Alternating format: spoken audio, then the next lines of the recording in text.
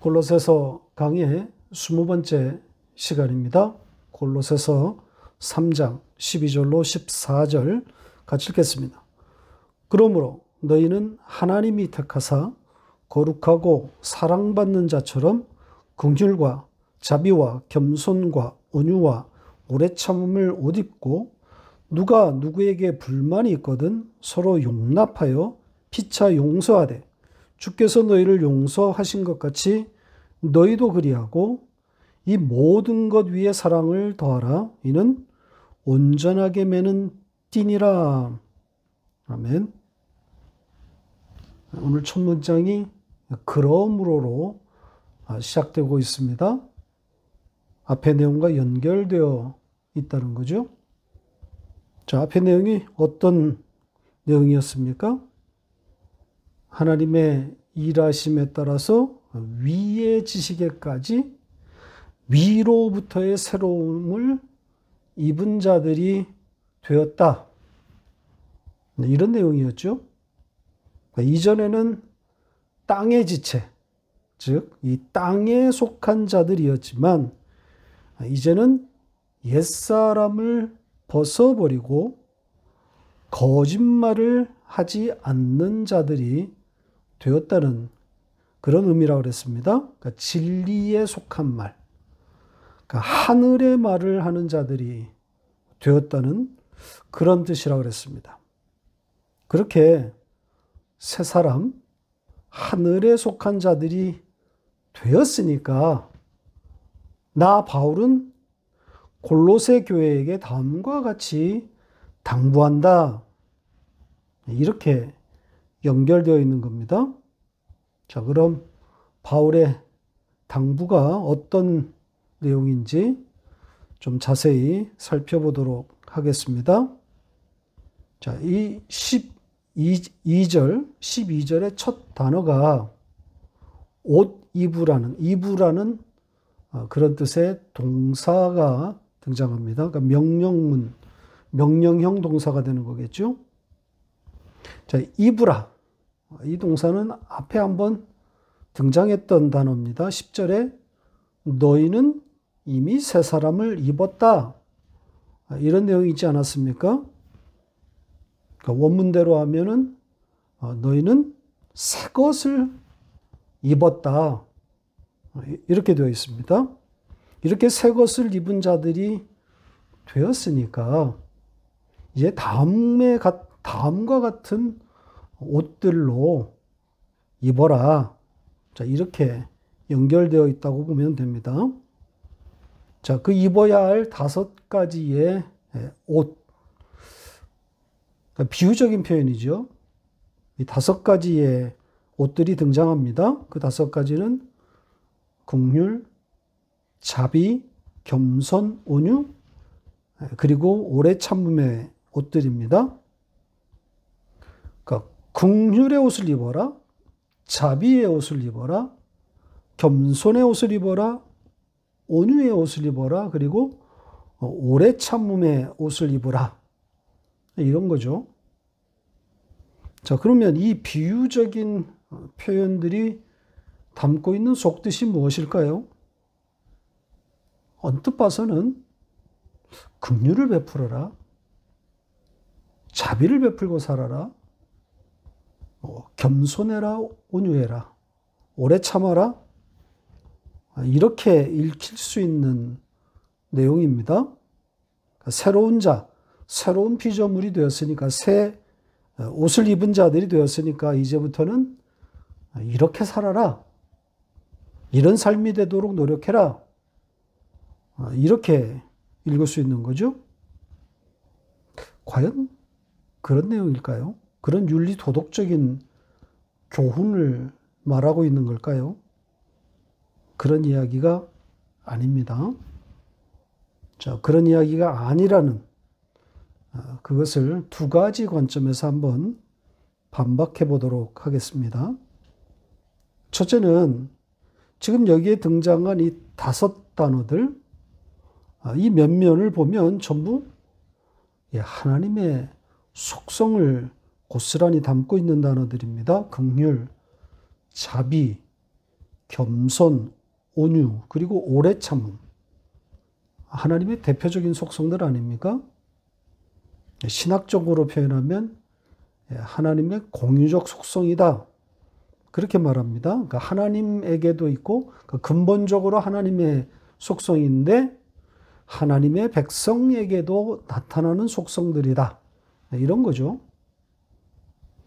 그러니까 본질적으로 하나님이 어떤 분이신지를 담고 있는 그런 단어들입니다. 그러니까 인간의 언어로 하나님이 어떤 분이신지를 담아내고 있는 거죠. 그런데 이 단어들은 오로지 당신의 백성들, 하나님의 백성들에게만 적용됩니다. 그러니까 택한 백성이 아닌 자들에게는 이런 것들이 나타나지 않아요. 적용되지 않는단 말입니다. 그러니까 이스라엘에게만 긍휼이지, 이방 족속들에게는 잔인하시지 않습니까?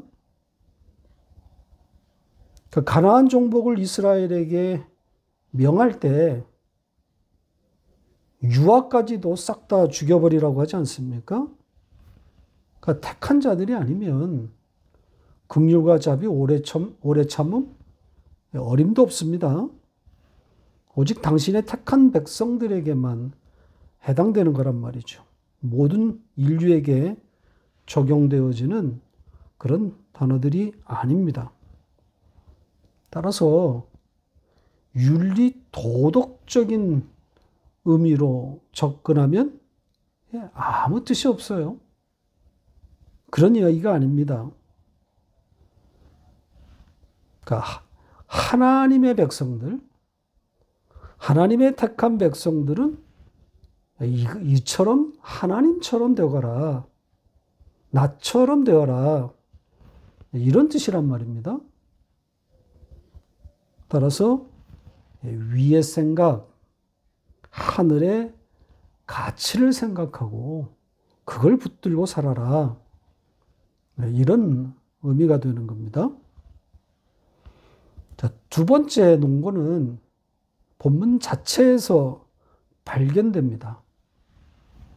그러니까 윤리 도덕적인 교훈으로 읽지 말라고, 그런 이야기가 아니라고 지침을 문장에다 실어 놓았습니다. 당장 12절이 그렇고요.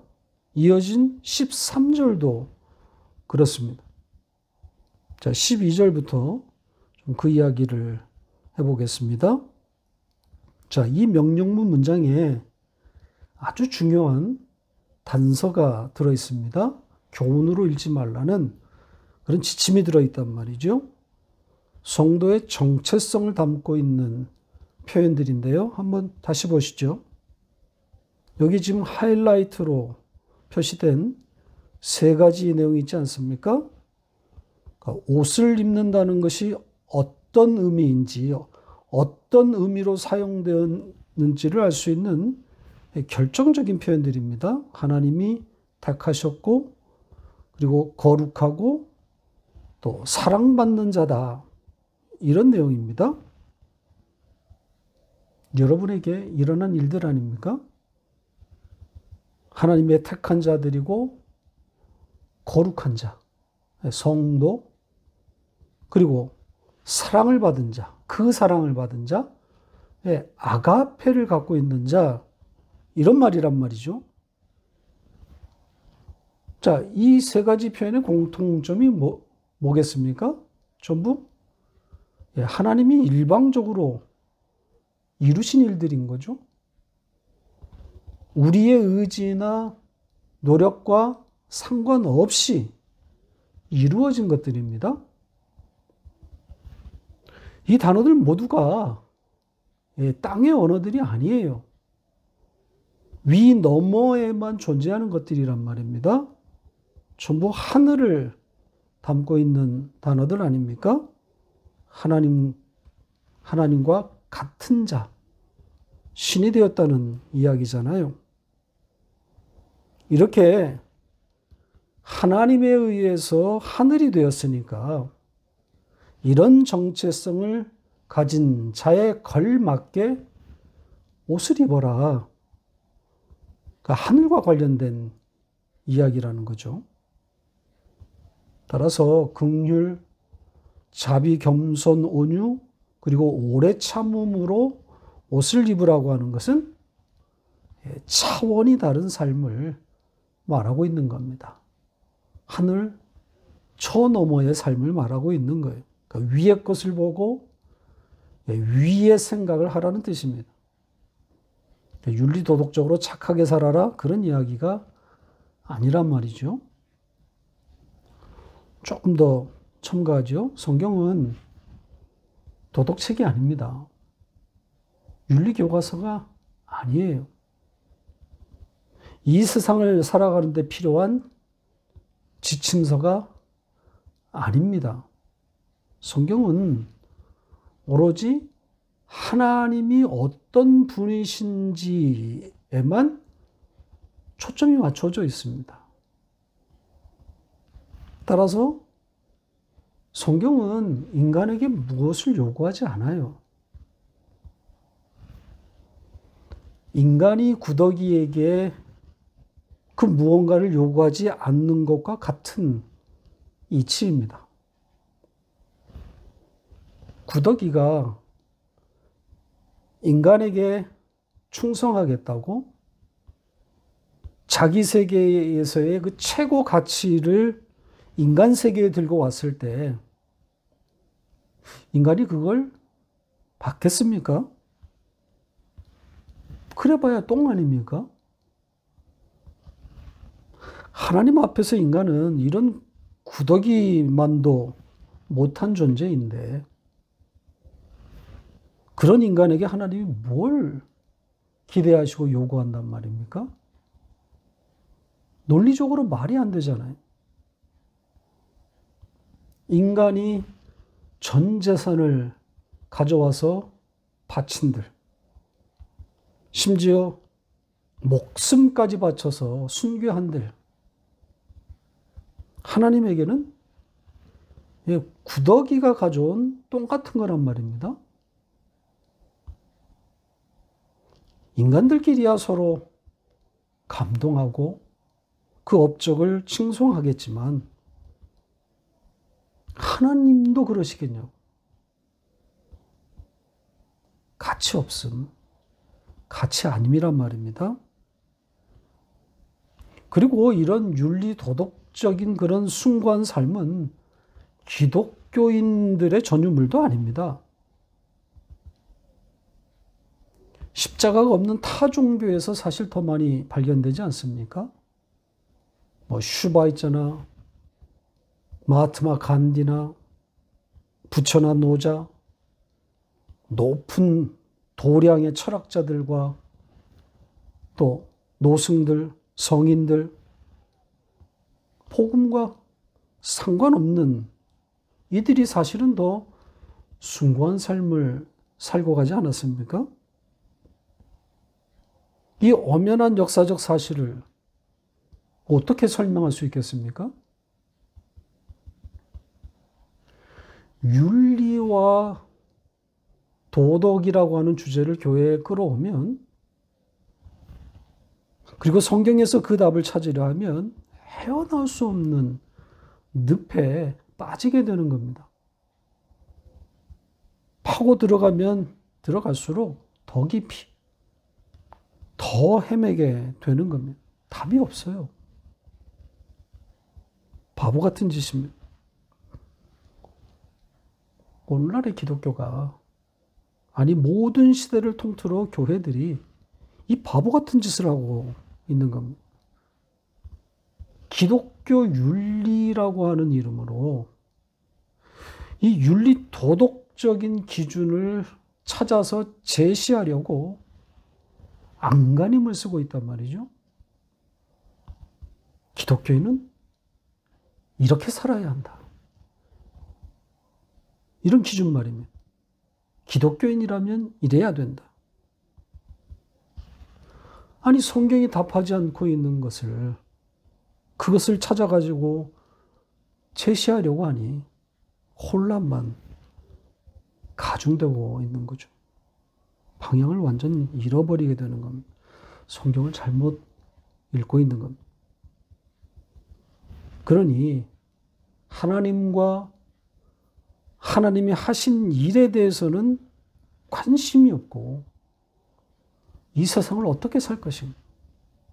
세상 살아가는 지혜를 얻으려고 혈안이란 말이죠. 그러니 강대상에서는 교훈만 흘러나오게 되는 거죠. 예수와 십자가 이야기는 없어요.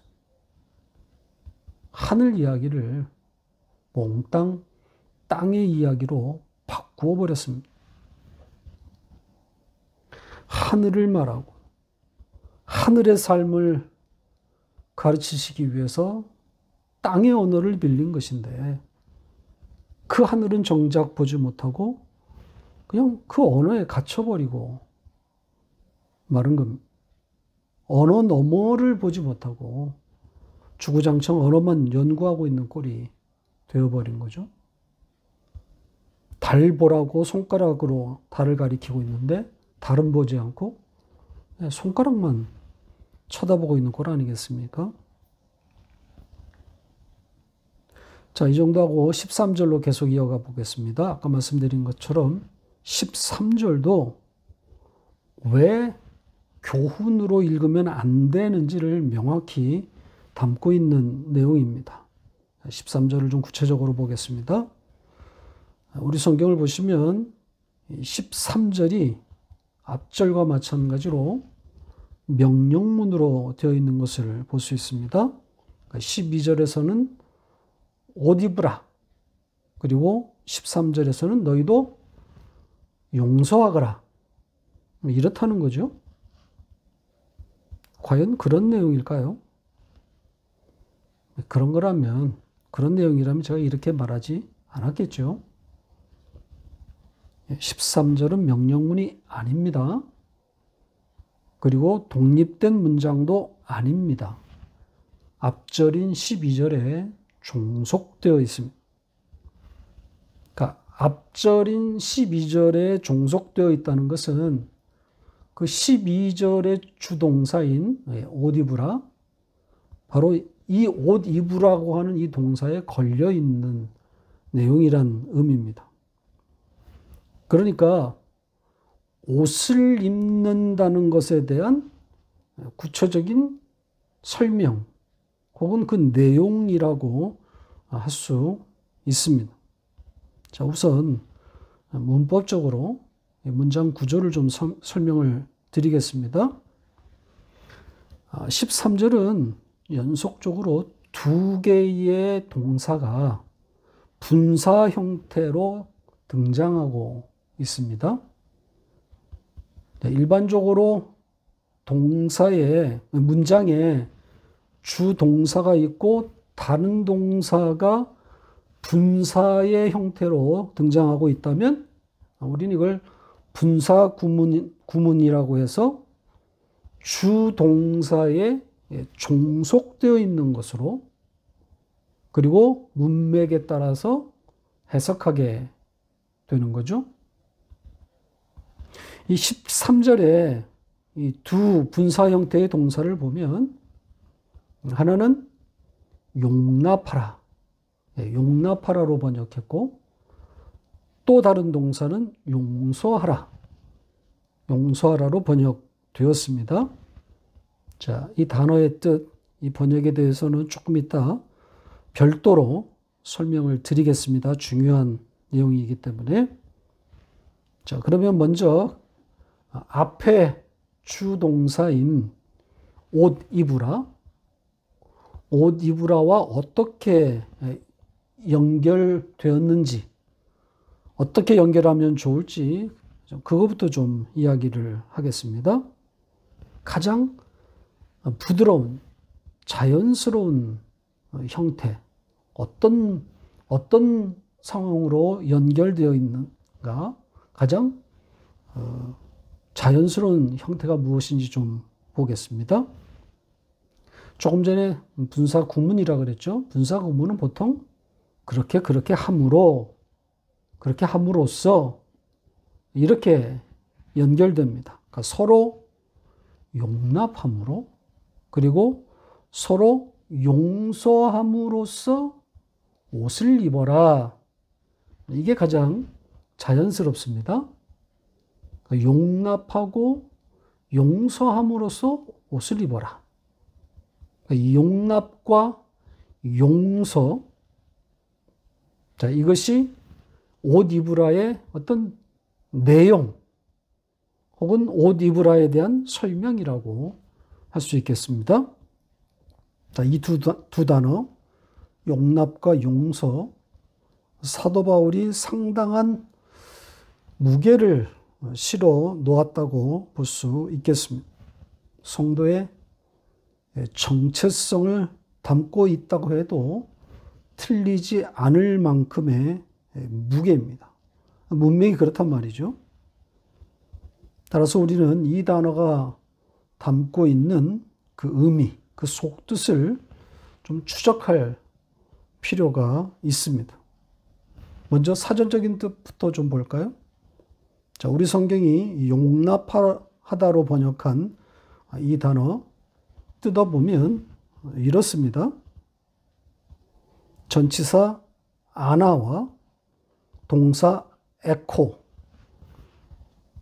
자, 요거의 합성어입니다. 그래서 문자적인 뜻은 위로 가지다. 위에서 갔다. 이렇게 됩니다. 이게 변천에서 이제 붙들다, 참다, 견디다, 이런 뜻을 갖게 된 겁니다. 그러니까 서로를 아네코마이 한다. 이게 어떤 뜻이 되겠습니까? 피차 아네코마이 한다. 그러니까 서로를 위에서 갖는다. 그러니까 위에서 서로 붙들고 있는 상태라는 거죠. 그런데 또 이 단어가, 이 동사가 수동태입니다. 그러니까 각자의 동작이 아니라는 거잖아요. 그러니까 자신들의 어떤 능동적인 동작이 아니라는 겁니다. 그러니까 외부의 힘. 그러니까 하나님에 의해서 이런 일이 일어났다는 뜻이에요. 뭘 말하고 있는 거겠어요? 코이노니아의 성격을 고스란히 담고 있는 표현입니다. 그러니까 하늘이 된 자들이 갖게 되는 피차에 대한 인식, 암, 이해 이런 거죠. 그러니까 나도 은혜로 말미암아 하늘이 되었고 저 사람도 그렇게 은혜로 된 것이니 피차 내세울 것이 없는, 자랑할 것이 없는, 위에서 서로 붙들고 있는 위로부터의 교제라는 거죠. 그러니까 잘나고 못남이 있을 수 없는, 서로를 받아들일 수밖에 없는 그런 위치라는 겁니다. 그것에 대한 인식, 그것에 대한 이해란 말입니다.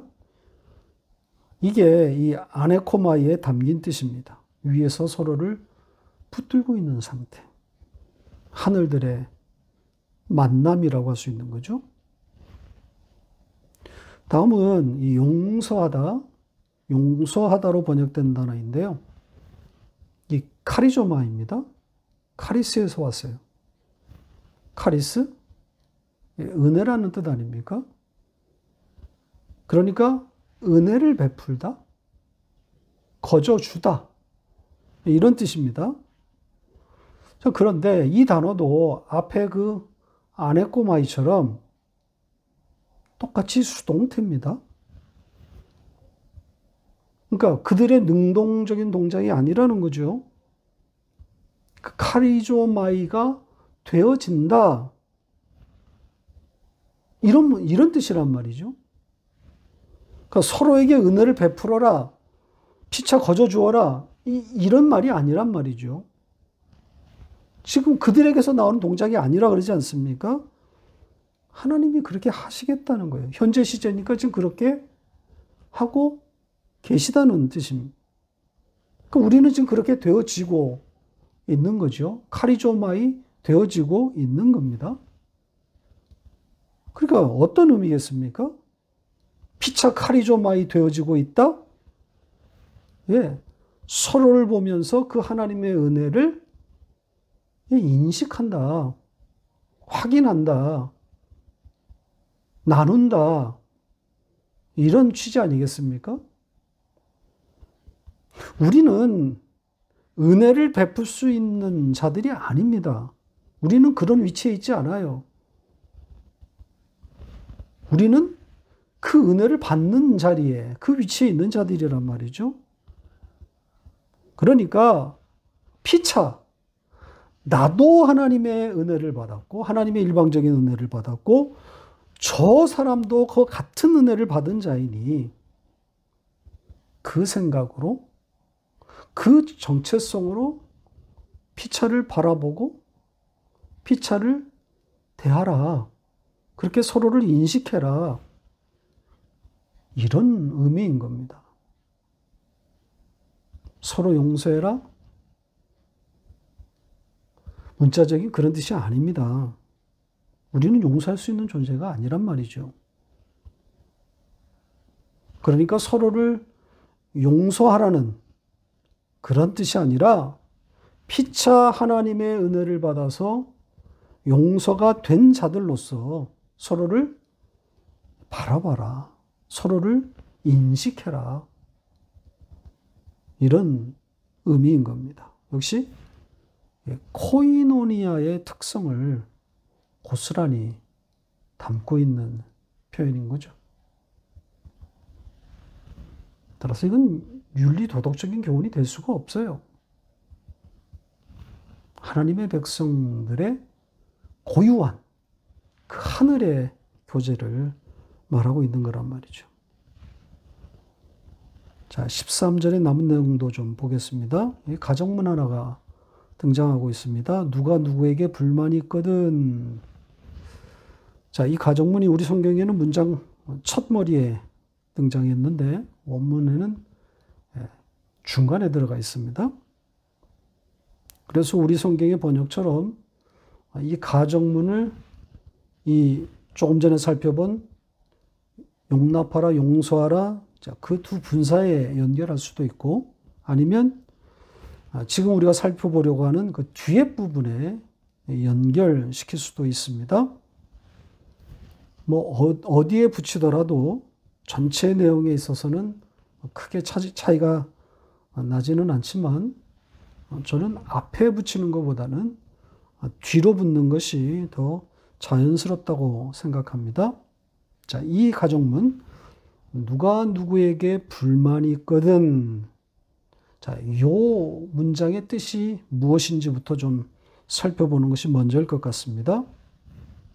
여기에 등장하는 지금 누가, 누구에게, 요 표현, 요 단어들은 앞에 나왔던 피차, 서로, 이것을 고스란히 받고 있습니다. 그러니까 골로새 교회의 성도들, 그들 피차 간에 일어나고 있는 일을 가정하고 있는 겁니다. 자, 서로가 서로에게 불만을 가지고 있다? 어떤 상황, 어떤 의미일까요? 자, 여기서 지금 눈여겨볼 단어가 이 불만이라는 단어입니다. 불만이라고 번역된 단어. 성경에 딱 2번 등장합니다. 자, 여기서는 이제 명사형으로 사용됐고 또 한 곳은 동사 형태로 등장합니다. 자, 그 다른 곳을 한번 먼저 보고 가겠습니다. 히브리서 8장 8절 같이 읽겠습니다. 그들의 잘못을 지적하여 말씀하시되 주께서 이르시되 볼지어다 날이 이르리니 내가 이스라엘 집과 유다 집과 더불어 새 언약을 맺으리라. 보시는 것처럼 여기서는 잘못을 지적하다. 이렇게 번역됐습니다. 비난한다는 의미인 거죠. 하늘이 된 자들 간에 서로를 향한 이런 비난, 서로의 잘못을 지적한다? 어떤 의미일까요? 물론 가정이기는 가정문이니까요. 자, 이런 일들이 사실은 일어날 개연성이 얼마든지 있기 마련입니다.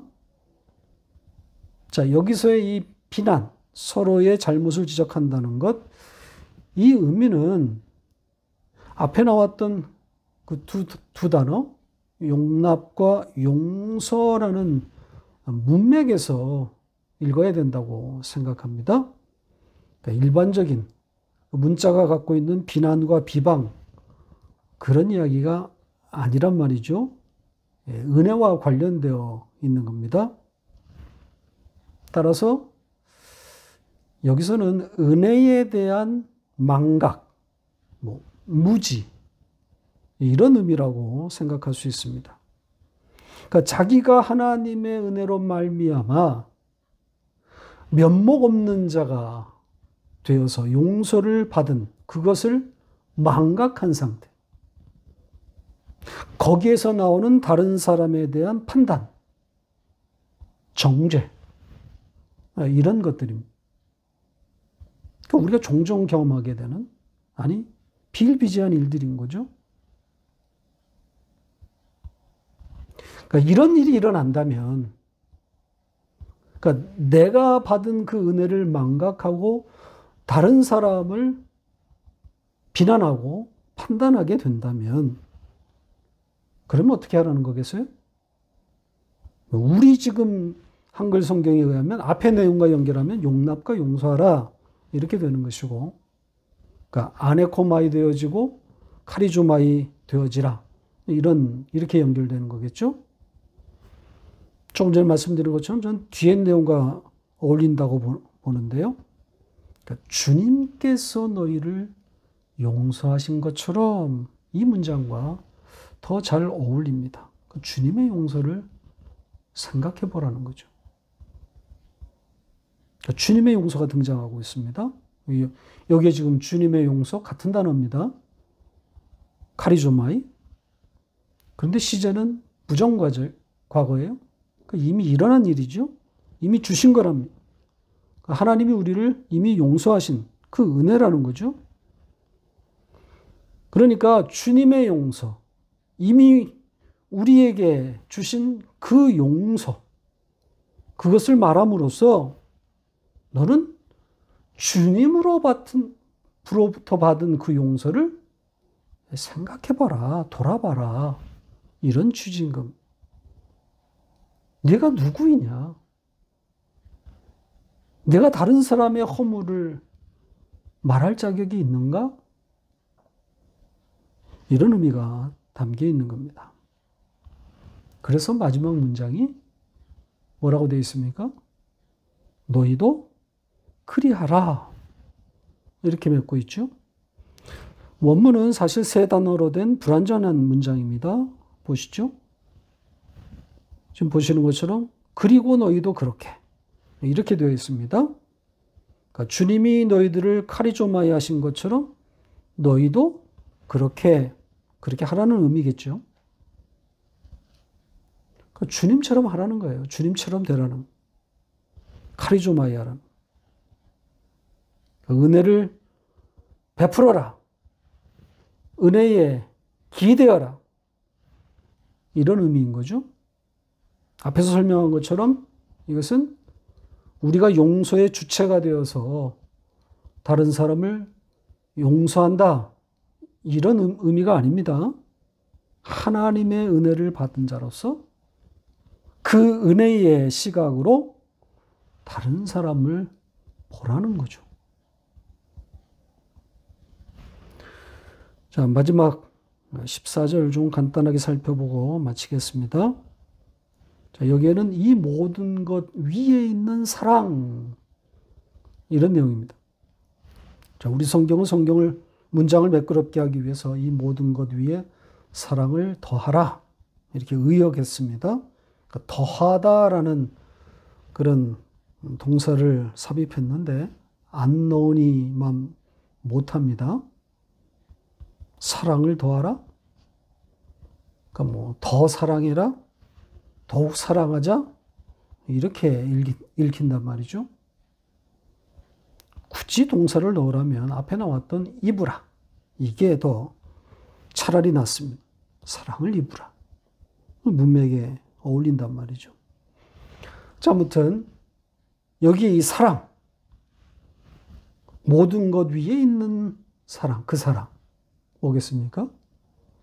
아가페입니다. 하나님의 사랑 아닙니까? 그러니까 모든 것 위에 있는 그 아가페, 하나님이 주신 사랑이라는 거죠. 그러니까 그걸 바라봐라. 그거 생각해라. 이런 취지인 겁니다. 그러면서 그 사랑에 대해서 바울 사도가 이런 말을 첨가했습니다. 이것은 온전하게 매는 띠다. 자, 우리 성경 이는 이렇게 했기 때문에 조금 혼동이 될 수 있는데 이것은 사랑을 받고 있는 말이에요. 이 아가페는 온전하게 매는 띠다. 온전하게 매는 띠? 무슨 뜻입니까? 직역하면 그 완성의 묶음 이렇게 되어 있습니다. 그러니까 그 아가페, 그 하나님의 사랑이 그 완성에게로 우리를 묶고 있다는, 매고 있다고 그런 의미가 되는 거겠죠. 그러니까 하나님의 그 사랑이 우리를 완성으로 이끌어가고 있다. 그런 뜻입니다. 따라서 우리더러 사랑해라. 더 사랑하거라. 이런 교훈이 아니란 말입니다. 그게 아니라 내가 내 사랑으로 그 아가페로 너희에게 다가가서 완성할 거다. 내가 반드시 이루고 말 것이다. 이런 의미입니다. 말씀을 맺겠습니다. 서로를 용납하고 피차 용서해라. 다분히 행동하라로 읽힐 수 있는 오해할 만한 주제였습니다.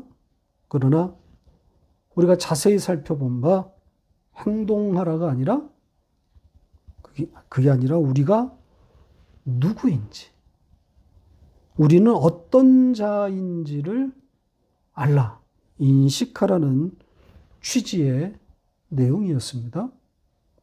그러니까 피차 은혜를 받은 자로서 그 자리에서 그 정체성으로 서로를 바라보라는 거죠. 그게 성경이 말하는 용서의 개념입니다. 그러니까 행동이 아니라 인식인 거죠.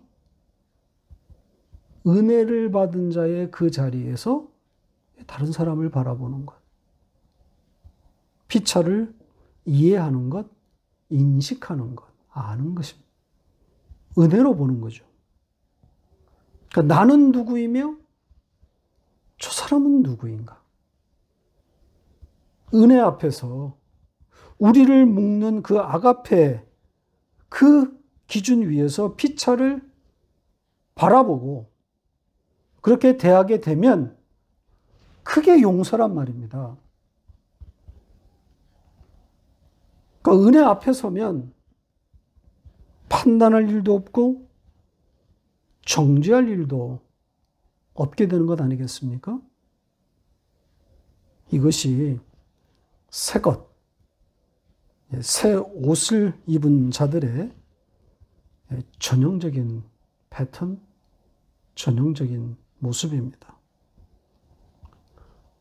아네코마이, 카리조마이, 이 단어들에 담긴 뜻을 헤아려 보시기를 바랍니다.